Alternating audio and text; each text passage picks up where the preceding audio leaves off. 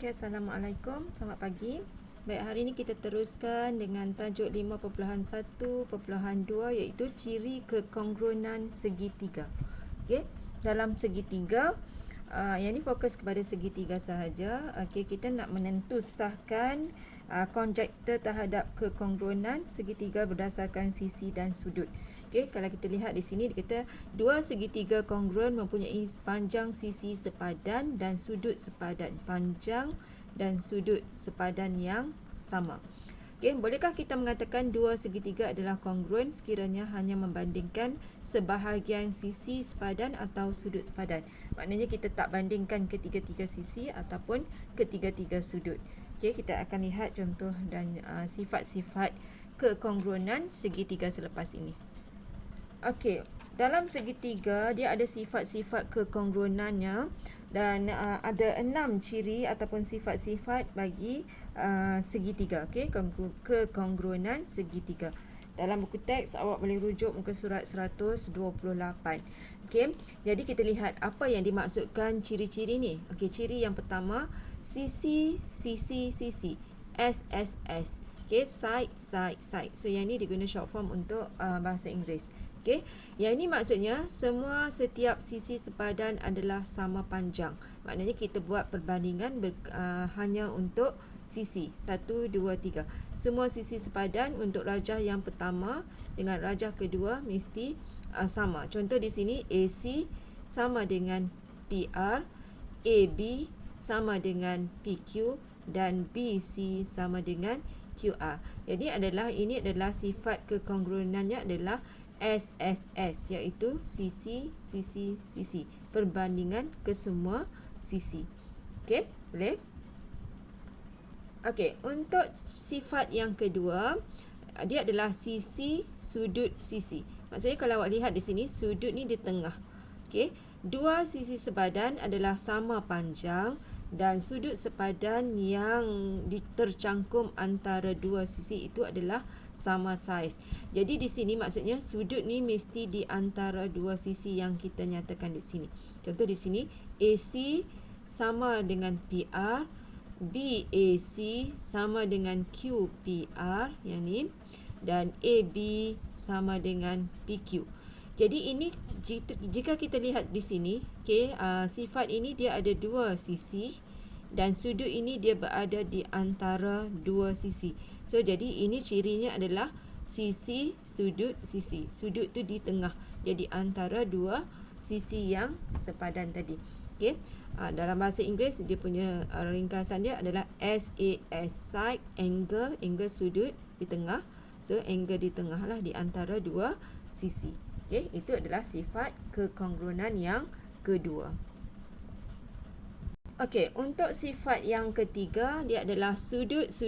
Maksudnya perbandingan kita melihat cirinya berasaskan kesemuanya sudut. Okey, perbandingan ketiga-tiga sudut. Dalam segitiga ada 3 sudut. Okey, angle. Maksudnya sudut sepadan mesti sama. Sudut di sini BAC yang ini sama dengan sudut QPR. Okey, sudut nombor 1. Dan sudut ACB sudut nombor 2 sama dengan sudut PRQ. Dan sudut ABC sudut nombor 3 sama dengan sudut PQR. Jadi semua sudut sepadan 1 sama dengan sudut nombor 1, 2 dengan 2, 3 dengan 3. Jadi ini kalau kita dapat maklumat yang diberi begini, bermaksud dia adalah memenuhi sifat kekongruenan sudut. Maksudnya perbandingan 3 sudut, okey, ke semua sudut dalam segitiga. Okey, bagi sifat yang keempat, sisi, sudut. Kalau sisi sudut, maksudnya sudut ini dia tidak berada di antara dua sisi ini. Kalau sudut di tengah tadi, sisi, sudut, sisi. Sudut ini mesti diapit oleh dua sisi yang dinyatakan. Tapi jika sudut ini di hujung, maksudnya dua sisi sepadan adalah sama panjang dan satu daripada sudut sepadan yang bukan tercangkum antara dua sisi itu adalah sama saiz. Maksudnya sudut ni berada di tempat lain, dia bukan di sini. Okey, dia bukan di antara dua sisi. Jadi dia di hujung. Maknanya sisi, sudut ni di tempat yang lain. Okey, jadi perbandingan. So kalau sini AB AC garis yang pertama sama dengan PR, Okey, kemudian sisi-sisi kan. Yang pertama sisi, yang kedua pun sisi, kita ambil sisi AB. AB sisi yang kedua sama dengan sisi PQ, dan yang ketiga adalah sudut. Sudut ini C ini sama dengan sudut R. Okey, sudut ACB sama dengan PRQ. So ini adalah sifat yang keempat. Okey, kita sambung untuk sifat yang kelima. Sifat yang kelima adalah sudut sisi sudut.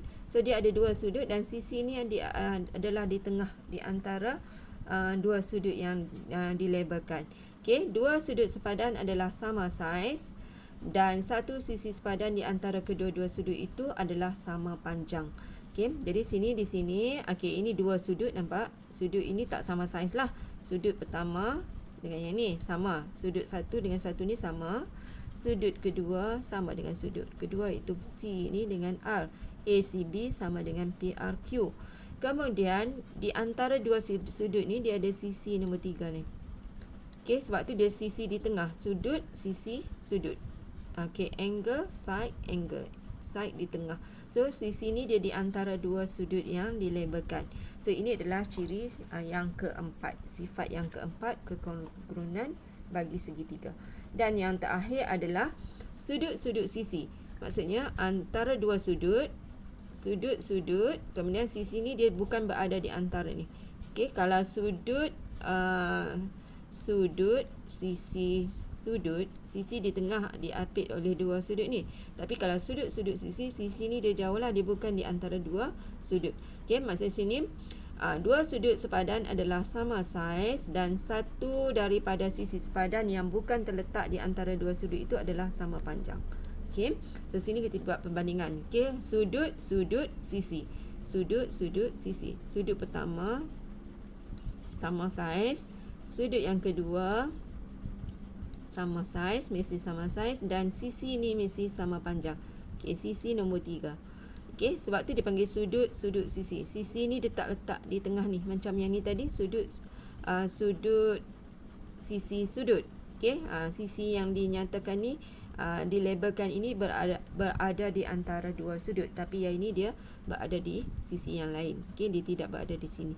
Okey, tidak tercangkum di antara dua sudut tadi. So itu adalah ciri yang ke-6. Okey, kita teruskan dengan contoh 1.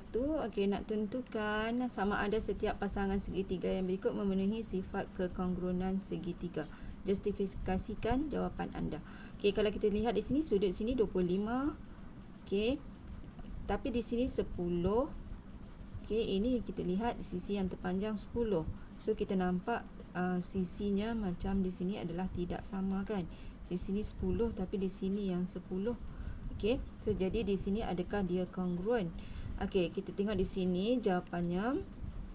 Okey, tidak, walaupun kedua-dua segitiga mempunyai dua sisi sepadan dan satu sudut sepadan. Dia ada dua sisi sepadan, satu sudut sepadan, tapi kita tak tahu berapa sudut di sini dan sini. Okey, jadi di sini tetapi ukuran sisi dan sudut yang lain adalah berbeza. So sisi dan sudut yang ni berbeza. So jadi luas adalah tidak sama. Jadi kalau luas tidak sama, maksudnya dia tidak sama saiz lah. Okey, jadi di sini dia adalah bukan kongruen lah, dia tidak memenuhi ciri-ciri kongruen segitiga. Sini ada tip Bistari. Okey, sisi-sisi sudut dan sudut-sudut tidak boleh digunakan untuk menentukan dua segitiga adalah kongruen kecuali luas dua segitiga itu adalah sama. Okey, kadang-kadang kita ada yang jenis sisi-sisi sudut ni tetapi dia punya saiznya tidak sama. Walaupun sisi dia sama, sudut dia sama, tapi saiznya, luasnya tidak sama, maka dia itu adalah tidak memenuhi sifat kongruen. Okey, sudut ni walaupun sisi dia sama panjang, mungkin luasnya sudutnya sama saiz, tetapi luas, apabila kita mengira luas dia tidak sama, maka dia bukan dia tidak memenuhi sifat kekongruenan segitiga. Okey. Okey, kita lihat contoh yang kedua. Okey, kita nak menentukan adakah segitiga ini memenuhi sifat kekongruenan segitiga. Okey, kita lihat di sini. Kalau kita lihat perbandingan 53.1, 53.1. Sini 90 darjah, sini 90 darjah. Okey, ini nombor 1, ini sudut nombor 1, sudut nombor 2 dan sudut nombor 3 yang ini. Sama semua sudutnya, sudut, sudut, sudut. Tetapi bila kita bandingkan sisinya tidak sama. Okey, 3, 4, 5. Sini 6, 8, 10. Jadi yang ini dia tidak memenuhi sifat kekongruenan segitiga sebab sisinya tak sama. So bila sisinya berbeza dengan yang ini 6 dengan 8, so jika kita cari luas, maka luas bentuk yang pertama dengan B ini, bentuk yang kedua adalah tidak sama. Okey, luas tidak sama. Okey, luasnya adalah tidak sama, maka dia tidak memenuhi sifat kekongruenan segitiga. So ini jawapannya. Okey, di sini kita lihat. Okey, dia kata di sini tidak, walaupun kedua-dua segitiga mempunyai sudut sepadan yang sama, tetapi ukuran semua sisi sepadan adalah berbeza. So maksudnya sifat kekongruenan, jika semua sudut sama, okey, tak semesti dia kongruen. Okey, sebab kita kena lihat juga perbandingan sisinya dari segi luas. Kalau luas tidak sama, sebab ini lebih kecil, ini lebih besar, jadi luas dah semestinya tidak sama, maka dia tidak memenuhi sifat kekongruenan segitiga. Okey, kita lihat contoh yang ketiga. Dia kata raja di bawah menunjukkan dua segitiga yang kongruen. Okey, diberi sifat kekongruenan segitiga yang digunakan untuk menentukan kedua-dua segitiga itu adalah kongruen ialah sudut, sisi, sudut. Lengkapkan jadual di bawah dengan ciri-ciri yang terlibat dalam sudut, sisi, sudut. Sudut, sisi, sudut. Maknanya sisi ni di antara dua sudut. Okey, sekarang kalau kita sebut di sini sudut ACB yang ini dia sama dengan sudut DFE. Okey. So ini nombor 1 sudut. Okey, kemudian sisinya adalah BC. Okey, BC mana BC? Okey, ini BC, ini garis. Tadi kita ambil satu sudut kan. Okey, BC sama dengan EF. So BC sama dengan EF. Okey, sebab dia sudut, sisi, sudut, sisi di tengah. Kemudian jadi kalau ni kalau dia sudut, sisi, sudut, sudut yang lagi satu mesti di sinilah. Okey, dia sama dengan yang ni. Sebab sisi ni mesti di antara dua sudut yang ni. Okey, so jadi di sini sudut yang satu lagi adalah sudut ABC. ABC sama dengan sudut DEF. Yang ni kan. So DEF. Okey, so, jadi maknanya kita boleh lengkapkan ini jika sifat kongruenan yang diberi. Dia beri sifat ni, kita kena tahu. Maksudnya sisi di tengah. Okey, sisi di tengah antara dua sudut. Okey, so ini jawapannya yang tadi. Okey, ini satulah yang sama yang pertama tadi. Okey, ataupun kita boleh buat di sini. Okey, dia ada dua jawapan lah. Ataupun kita ambil sudut yang ni diberi. Okey, satu lagi kita pilih sudut ni, maka sisinya yang inilah. Boleh juga. Okey, dia ada dua pilihan jawapan yang berdasarkan maklumat yang diberi ni. Okey. Okey, kita lihat contoh 4. Dia kata raja di bawah menunjukkan satu segitiga AEFG. Okey, diberi satu lagi segitiga KLM mempunyai bentuk dan saiz yang sama dengan segitiga EFG. Nyatakan sifat kekongruenan segitiga yang digunakan untuk menentukan kedua-dua segitiga itu adalah kongruen. Sekiranya sudut EGF. Okey, yang ni nanti kita lukis. Kemudian dibagi lagi sudut EFG. Okey, dan sisi EF yang ni. So nyatakan sifat kekongruenan segitiga yang digunakan. Jadi kalau kita lihat ni, kita boleh tentukan untuk A ni, soalan A ni sifat dia apa? Sudut, sudut, sisi. Okey. Okey, ini contoh penyelesaian untuk soalan A tadi. Okey, nampak tak? Okey, dia bagi sudut sini, sudut dan sisinya yang ni. So jadi kita boleh lihat dia ciri memenuhi sifat yang mana. dia ada sudut sisi ni tidak dicangkung oleh dua sudut, maka dia adalah sifatnya adalah sudut sisi. Okey, so yang ni kita boleh lukislah KLM, dia kata ada dua rajah yang sama dengan yang ini dan sama bentuk. Jadi berdasarkan maklumat tadi kita boleh lukiskan rajah yang kedua ni. Okey, untuk soalan B, maklumat yang diberi adalah EG sama dengan KM, FG sama dengan LM, EF sama dengan KL. So EG, kemudian kita ada garis FG dan EF. Jadi maksudnya di sini dia hanya memberi maklumat sisi. Jadi ini sisi sepadan dengan yang ini. Ini sepadan yang ini dan sisi EF sepadan dengan KL. Jadi kalau semua maklumat diberi adalah sisi, maksudnya sifat ini dia adalah memenuhi syarat sifat sisi bagi kekongrunan segi tiga. Okey, jika soalan C, dia bagi di sini EF, dia bagi ini EF sama dengan KL, maksudnya sisi. Ini sudut FEG dan LKM. Okey, untuk menentukan dia memenuhi sifat yang mana, kita kena label lah. Okey, contoh EF kita label. Rajah yang ni dia bagikan tadi. So EF yang ini, sudut FEG di sini dan EG. So dua sisi, satu sudut. Ini sudut, ini sisi, ini sisi. EG sama dengan ni. Jadi bila kita lihat sudut ini dia di antara dua sisi yang dinyatakan. Jadi cirinya adalah sisi, sudut, sisi. Okey, SAS, side angle side.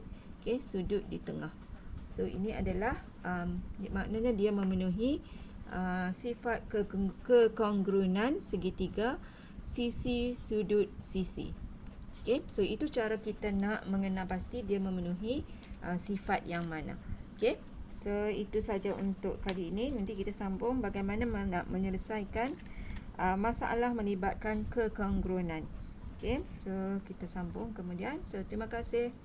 Assalamualaikum.